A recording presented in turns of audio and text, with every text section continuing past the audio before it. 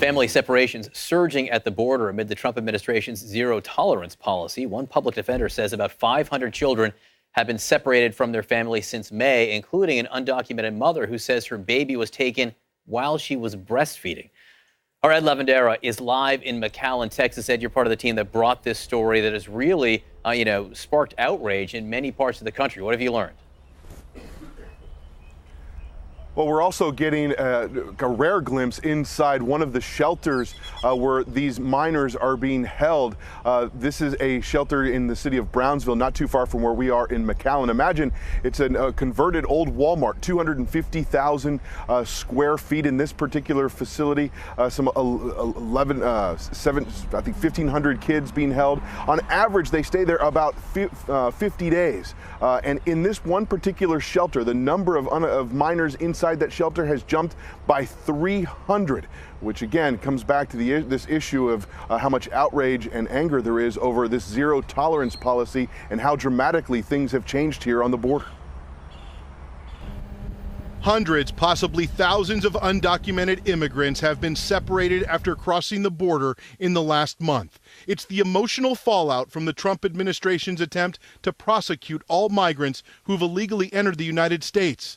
Natalia Cornelio, an attorney with the Texas Civil Rights Project, has met with dozens of these families and describes the controversial zero-tolerance policy as torture. One of the women that I interviewed today told me that she was breastfeeding her daughter when the government took her daughter from her. And when she resisted, she said that was when they put handcuffs on her. Other activists say some families have been misled by federal authorities so that the children can be separated and sent to different detention facilities. A Customs and Border Protection official says nothing could be further from the truth, and these allegations are unsubstantiated. The zero-tolerance policy is such a dramatic change that it is confusing and appears arbitrary. On the bridges across the Rio Grande, federal agents are often standing right at the international boundary, turning away many immigrants, some who come requesting asylum. It's a move immigrant rights activists say they've never seen before. And while hundreds of immigrants are escorted by bus into federal court in McAllen, Texas, to face a judge, just a block away at an immigrant shelter, hundreds who also crossed illegally have been released. Por eso es que estoy aquí. With tears in his eyes, Arbid Moran feels like one of the lucky ones. He and his son crossed the Rio Grande a week ago in a raft. ¿Te llevaron a la corte? Did they take you to court? No. ¿Te separaron del hijo? Did they separate you from your child? He was given a court date and a GPS ankle monitor. Now he's on his way to reunite with family in Colorado.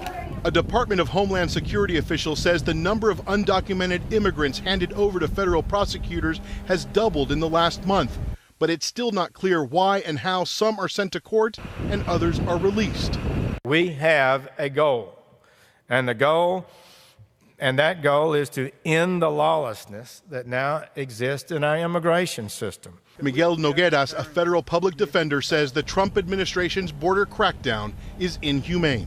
I don't think that this represents the values of the American people.